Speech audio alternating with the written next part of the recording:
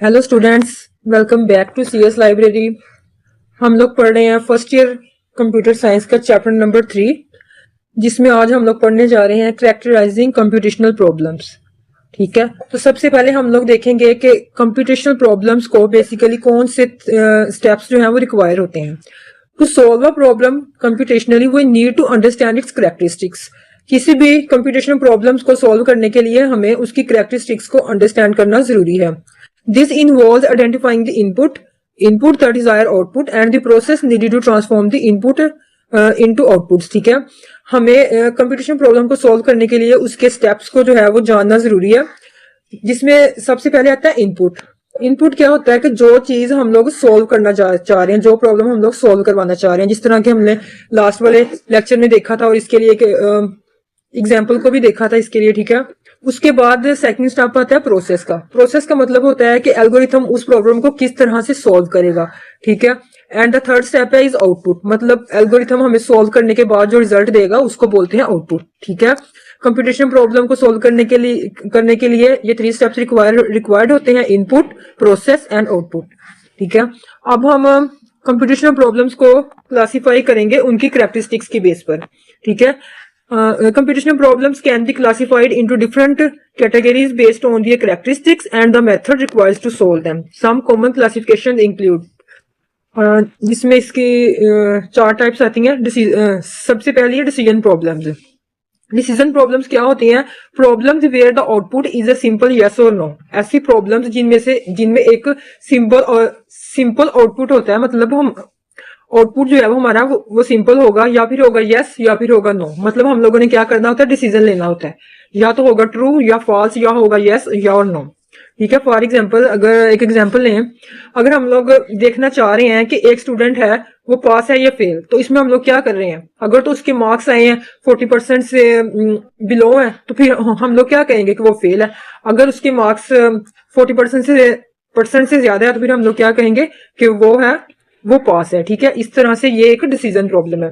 अब देखते हैं search problems. Problems where the task is to find a solution और an item that meets certain criterias. Search problems वो होती हैं जिसमें हम लोग किसी चीज को सर्च करते हैं और देखते हैं कि क्या वो हमारे क्राइटेरिया को मीट करता है। फॉर एग्जाम्पल अगर आप लोग गूगल पर सर्च करो बेस्ट पिज्जा नियर मी, तो गूगल क्या करेगा, गूगल अब आपने जो अपना क्राइटेरिया उसको दिया है वो उसको मीट करने की कोशिश करेगा और वो आपकी सर्च के मुताबिक ही आपके सामने रिजल्ट लेकर आएगा। ठीक है, तो उसके बाद आती है optimization problems. Problems where the goal is to find the best solution according to some criteria. Optimization problem में हम लोग क्या करते हैं कि बेस्ट से बेस्ट सोल्यूशन को फाइंड करने की कोशिश करते हैं। ठीक है, फॉर एग्जाम्पल अगर एक ड्राइवर है, उसको रूट प्लान करना है कि वो किस तरह से है, जो वो लाहौर से इस्लामाबाद जाए, उसको टाइम भी कम लगे। ठीक है, तो उसके लिए एक बेस्ट रूट को फाइंड करने की कोशिश करेगा कि वो कौन से रूट से जाए कि उसको टाइम कम लगे वहां तक पहुंचने के लिए, ट्रैफिक का प्रॉब्लम ना हो उसके रास्ते में। ठीक है, तो इसको बोलते हैं ऑप्टिमाइजेशन प्रॉब्लम्स, मतलब बेस्ट सोल्यूशन को फाइंड करना। उसके बाद आती है counting problems. Problems where the objective is to count the number of ways certain condition can be met. Counting problems वो होती हैं जिसमें हम लोग देखते हैं कि हमारे पास, जिसमें हम लोग काउंट करते हैं कि कितनी किस्म की कंडीशंस है हमारे पास। फॉर एग्जांपल अगर आपके पास 3 शर्ट्स हैं और 2 पैंट्स हैं, ठीक है, तो अब आप लोग इससे 6 किस्म के कॉम्बिनेशन बना सकते हो, मतलब। ठीक है, तो इसको बोलते हैं काउंटिंग प्रॉब्लम्स। अब हम लोग देखते हैं well defined versus ill defined problems. Problem can also be categorized based on how clearly they are defined. ठीक है, सबसे पहले आती है well defined problems. These problems have clear goals, input, processes and outputs. ठीक है, ये जो होती है ना वेल डिफाइंड प्रॉब्लम्स, इनके क्लियर गोल्स होते हैं, क्लियर इनपुट्स होते हैं, प्रोसेसेस होती है, मतलब प्रॉब्लम को देख कर ना हमें समझ आ जाती है कि हम लोगों ने करना क्या है। For instance the problem of determining if a number is even is a well-defined problem because it has a clear goal, clear input, a clear process and a clear output। ठीक है, अगर हम लोगों ने ये फाइंड करना हो कि ये वाला जो नंबर लिखा गया है ये ओड है या इवन है, तो ये हमें इस प्रॉब्लम को देख के समझ आ रहा है, सिंपल प्रॉब्लम है, क्या करना है इसको। ठीक है, हमें देख के ही समझ आ रही है कि इस प्रॉब्लम को हम लोगों ने किस तरह से सॉल्व करना है।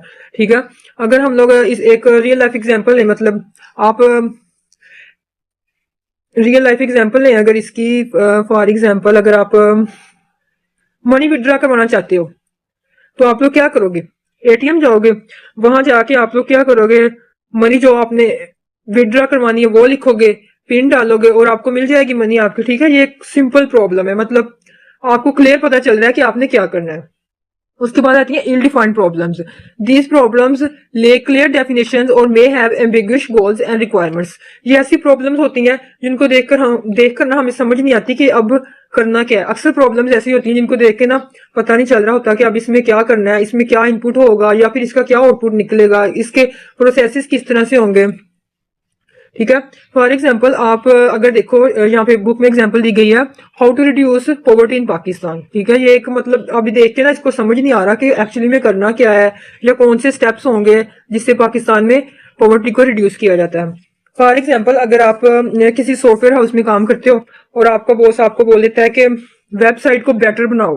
ठीक है, अब उसने सिंपल ये बोल दिया कि वेबसाइट को बेटर बनाओ, लेकिन उसने ये नहीं बताया कि इसमें से कौन से चेंजेस लेके आने हैं, कौन सी बेहतरी लेके आनी है, इसके इंटरफेस को अच्छा करना है, कलर्स को चेंज करना है या फिर इसकी फंक्शनैलिटी को चेंज करना है। ठीक है, उसने आपको ये सब कुछ नहीं बताया, उसने सिर्फ सिंपल बोला कि वेबसाइट को बेटर बनाओ। तो ये होती है इल डिफाइंड प्रॉब्लम्स। ठीक है, अब हम लोग ये देखते हैं फ्लो चार्ट।